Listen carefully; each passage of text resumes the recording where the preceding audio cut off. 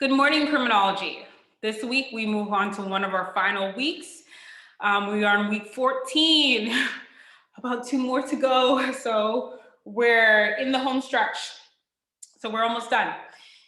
This week, we're moving on to chapter 16. Chapter 16 is on white collar crimes.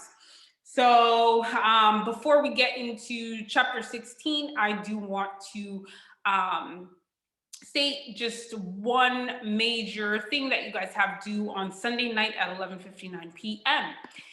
This weekend, you have your short 3 to 5 page papers due. Remember, the purpose of this specific paper is to critically evaluate the criminological theory of your choice. You can find the instructions to this paper in this current week, week 13, week 11, and week 10.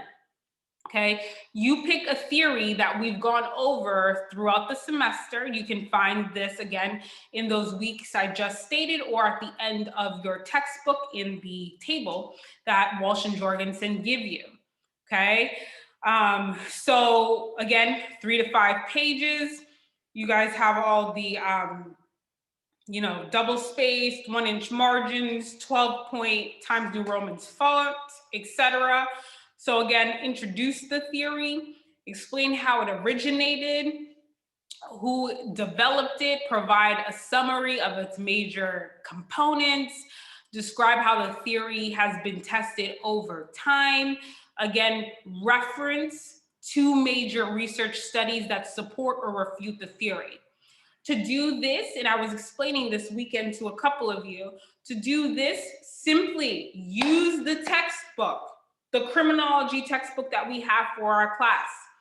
Go to where it's discussing the theory and look at who our authors cite to refute or support the theory.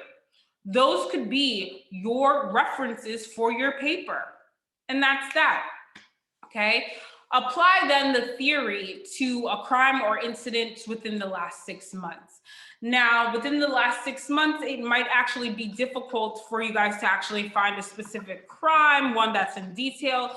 So it doesn't have to be within the last 6 months. Okay, so reference a crime and apply the theory specifically to that incident. Okay, what can the theory tell us about that crime?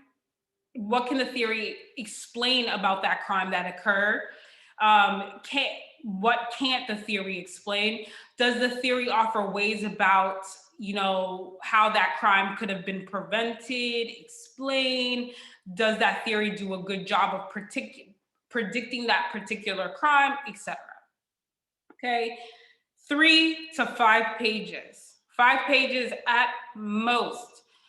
The instructions in depth, again, are online, and your paper is due on Sunday night at 11:59 p.m. Sound good? And of course, if you guys cannot, I'm just silencing my phone. If you guys cannot submit it by then, you have my number. You also have my email for the class. Hit me up. Again, with the current time that we're living in, things are flexible. So just hit me up in advance and you'll be okay. Sound good? Okay, so now let's get to the lecture specifically. So let me share my screen with you guys and let's begin. Okay, so again, this week we are moving on to chapter 16. Chapter 16 is on white collar crime. As usual, there are learning objectives that you guys can find at the beginning of every single chapter. You can also find the objectives in our Blackboard course website when you click on the corresponding module for the week. And again, we are on week 14. So there are 6 learning objectives. I'm going to go over all 16. Oh, all 6, sorry, all 6, okay? So Walsh and Jorgensen, with this chapter on white collar crime, they want us to be able to explain the concept of white collar crime. What is white collar crime? How do we define it? How is that definition changed, etc.? They want us to describe the distinction between occupational and corporate white collar crime. They want us to describe the basic causes of savings and loans, Enron and subprime mortgage scandals. They want us to be able to articulate some of the theoretical explanations of white collar crime. They want us to explain the difficulties involved in investigating and prosecuting white collar crime and the weapons law enforcement currently have to battle white collar crime. And lastly, they want us to discuss how computers have made it easier for all of us to be victims of white collar crimes and other crimes, okay? And some of you may have experienced this. I have experienced my specific identity being taken last year, and I'm kind of still going through it. Although it's the stress of all of it, the pain of all of it has been alleviated. But that's a story for another day. So let's get into chapter 16. So the concept of white collar crime, okay? So the term white collar crime was coined in the 1930s by Edwin Sutherland, okay? Edwin Sutherland's definition of white collar crime is a crime committed by a person of respectability and high status in the course of his occupation, okay? Later, Congress would then define white collar crime as an illegal act or a series of illegal acts committed by non-physical means and by the concealment or guile to obtain money or property, okay, or to obtain business or personal advantage or personal advantages.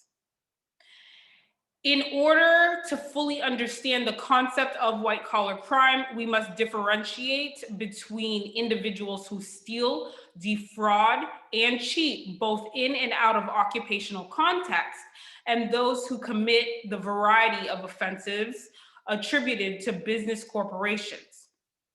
Accordingly, white collar crime may be categorized as occupational crime or corporate crime. So typically when we talk about white collar crime today, again, not only is it a crime that is committed or we think is committed by someone of respectability and high social status that is still attached to it, but we also think of corporate crimes as being committed by someone of certain occupation as well as a corporation. And corporation is the one that should stand out. Okay. Let's go into our definitions of specifically occupational crime. Okay. So occupational crime is committed by working class to upper class, upper middle class individuals in the course of their employment. Occupational crime includes crimes committed by businesses against individuals. So again, occupational crime are crimes committed by businesses against individuals, such as, businesses knowingly selling faulty goods, lawyers overbilling clients, physicians prescribing unnecessary medicines, okay? Professors stealing and fudging data. Yes, occupational crime happens in colleges and universities, okay? But quickly, just going a bit into the last two, physicians prescribing unnecessary medicines and professors stealing and fudging data, I just want to say that physicians first, looking at physicians persuading patients to have unneeded medical procedures is an example of that. Okay, so going in to see your physician for one thing, and then the physician, highly suggesting, manipulating you to take unnecessary medicines and to do unnecessary procedures. Professors also steal and fudge data to provide results their funding agency specifically is looking for. Occupational crime also includes cybercrime. Do not forget that, okay? Some of the causes of occupational white-collar crime, okay? The motives of occupational criminals are the same as those of street criminals. They do it to obtain benefits quickly and with minimal effort. Furthermore, the age, sex, race, and profiles of occupational criminals are not that much different from those of street criminals, okay? So they're not that different. Okay. Let's move and shift into corporate crime. So corporate crime is a criminal activity on behalf of a business organization committed during the course of fulfilling the legitimate role of the corporation. A study of 477 major US corporations found that 60% of them were known to have violated the law, and that 13% of violator companies accounted for 52% of all violations, with an average of 23.5 violations per company. This was specifically done by a study in 1980 by Klinard and Yeager. Okay. Our book then goes into a couple of different examples of corporate crime. So we're going to go over the S&L, so the Savings and Loan Scandal, the Enron Scandal, and the Subprime Mortgage Scandals. Okay, so first going into the Savings and Loan Scandal. The best way to rob a bank is to own one, okay? So the Savings and Loan Scandal of the 1980s amounted to one of the costliest crime sprees in American history and cost the US taxpayer $150 billion in bailouts, with a total of $473 billion. Okay. Deregulation of the savings and loans industry led to massive embezzlement of funds by S&L owners and executives, thus making these crimes hybrids of occupational and corporate crimes. This was also bolstered by the state corporate crime, where though what is called crony capitalism, business and politicians aided each other in lining their own pockets. The Enron Scandal.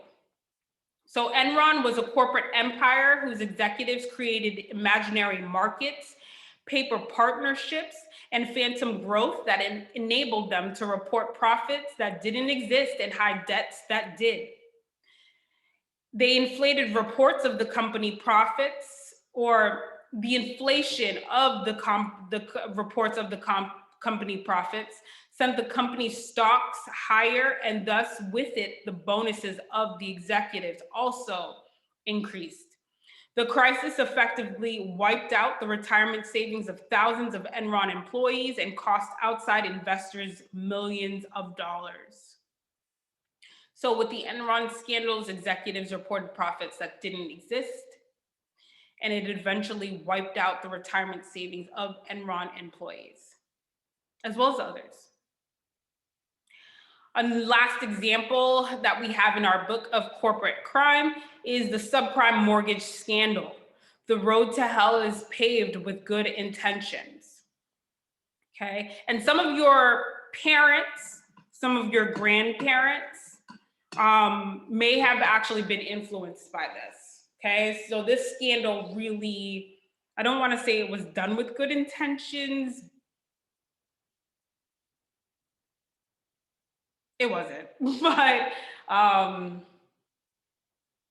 for anyone looking for the American dream, okay, you may have been caught up in this scandal unknowingly, unwillingly, okay?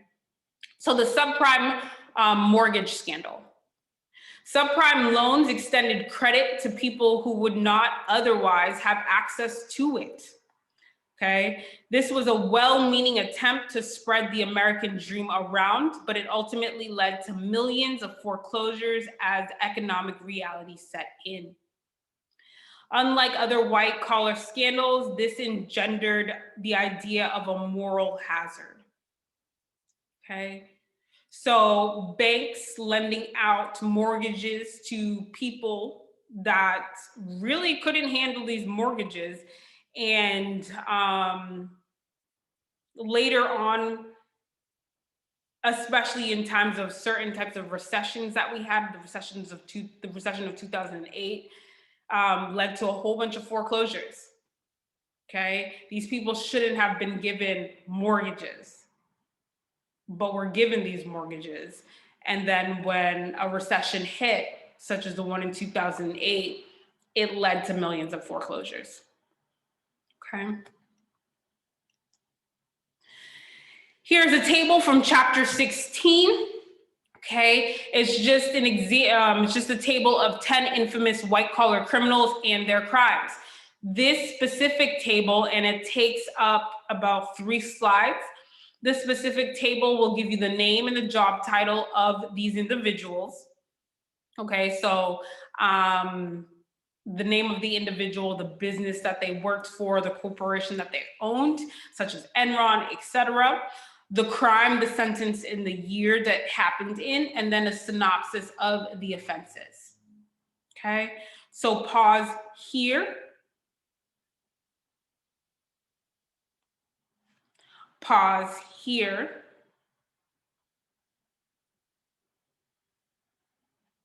And pause here.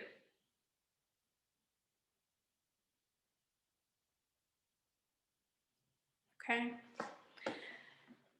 Moving on to theories on the causes of corporate crime.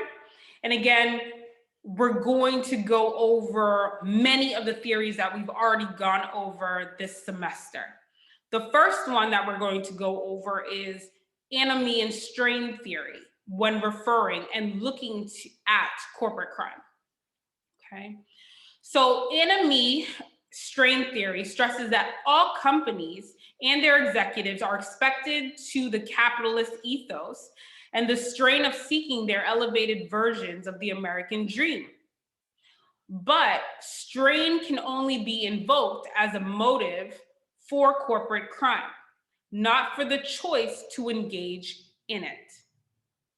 Okay. Once again, when looking at corporate crime from enemy and strain theory, right?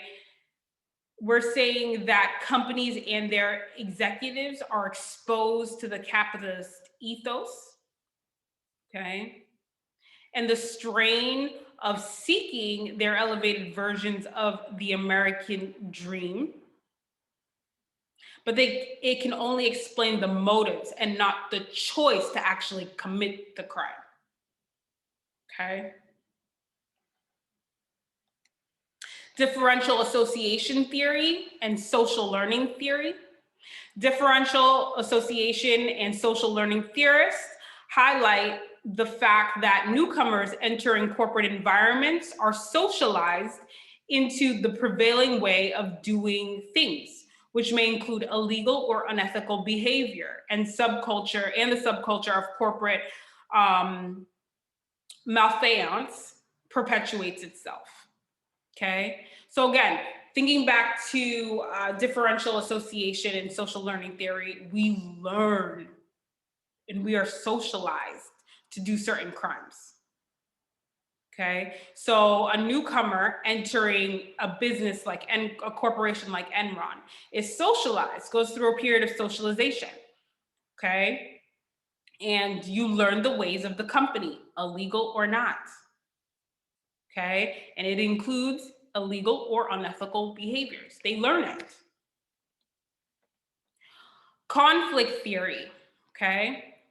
So conflict theorists involve the golden rule, wherein people who define the seriousness of criminal acts are the same people who own or have large interest in many of the institutions and corporations that commit the acts in question. They view white-collar crime as a function of 3 factors working together at the aggregate, organizational, and individual or personal level. Okay, let's go into the aggregate, organizational, and individual level. Okay, I don't think I have a slide on it. I don't. Okay, so at the aggregate level, they posit, so they say that the lack of credible oversight by regulatory agencies is behind most large-scale corporation scandals. At the organizational level, they see a crime facilitating corporate culture focused on profit maximization and stock-based compensation for executives. And at the individual/personal level, they see such traits as aggressiveness, thrill-seeking, and a sense of entitlement. Okay. In terms of white-collar offenders or their characteristics, it appears that people who choose business careers tend to have lower ethical and moral standards than people who choose other legitimate careers. Other studies have focused on traits Other studies have focused on the traits of moral reasoning, locus control. So it's not too far-fetched to characterize many top corporate figures as possible psychopaths either. Okay. And also not just low moral reasoning, external locus control, but this Machiavelli kind of ism. Let's look at law enforcement's response to corporate crime. Okay. So when it comes to law enforcement's response to corporate crime is mostly invisible to the law. The invisibility of white-collar crime is a huge obstacle to law enforcement. White-collar criminals leave behind no bloody fingerprints or DNA evidence. Okay.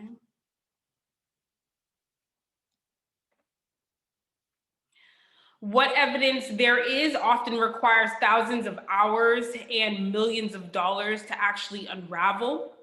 Influential politicians behind the scenes work to destroy, hide, or discredit whatever evidence that does exist. White-collar crimes are investigated by various white-collar crime units of the FBI. Other tallies of corporate wrongdoings are collected and distributed each year by state and federal regulatory agencies such as the FTD and the SEC. Okay.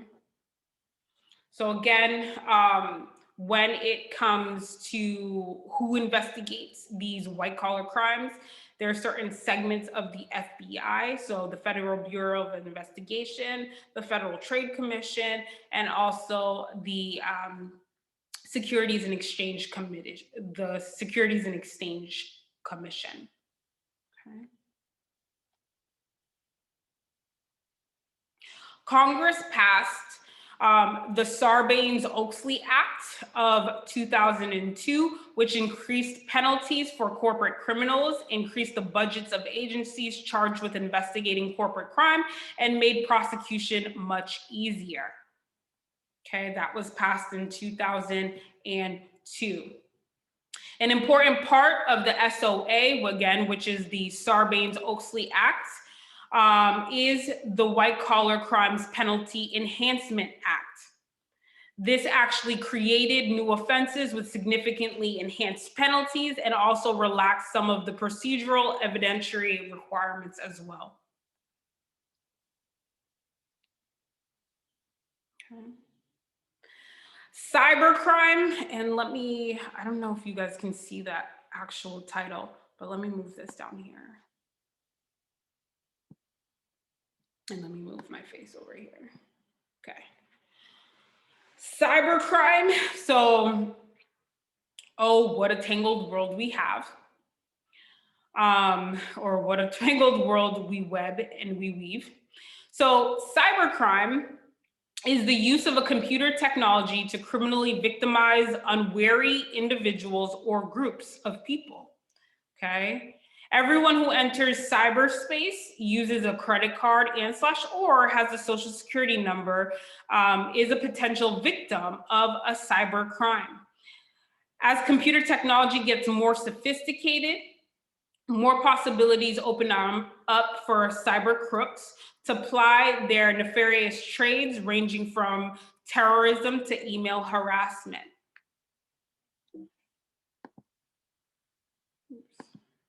Okay. The Silk Road, so looking at Amazon.com for crooks, creeps, and crackheads. Sorry for the titles, okay? So the Modern Silk Road was a website where people anywhere in the world could access all sorts of illegal goods and services such as drugs, child pornography, unlicensed weapons, forged passports and other official documents, counterfeit cash, and even genuine hitmen. Okay. The founder was arrested and the site was shut down in 2013. The FBI had seized $28.5 billion in Bitcoin from the owner. However, a month later, the site launched a 2.0 version. Okay. Denial of service acts, so virtual kidnapping and also extortion. Okay. Denial of service, DOS, okay, or DOS attacks occur when criminals kidnap a business website or threaten to kidnap it, so businesses cannot be conducted. DOS or DOS usually involves two scenarios, okay? So the first scenario is sometimes an attack is simply malicious and it's carried out by a computer savvy, disgruntled employee, customer, or someone who has a bone to pick with the services the company actually provides, okay? The second scenario is other times DOS or denial of service attacks are committed by criminals who demand some kind of ransom. Who are the hackers, okay? A hacker may be simply defined as someone who illicitly accesses someone else's computer system. Some hackers are purely interested in the intellectual challenge of breaking into difficult systems and do so without damaging them.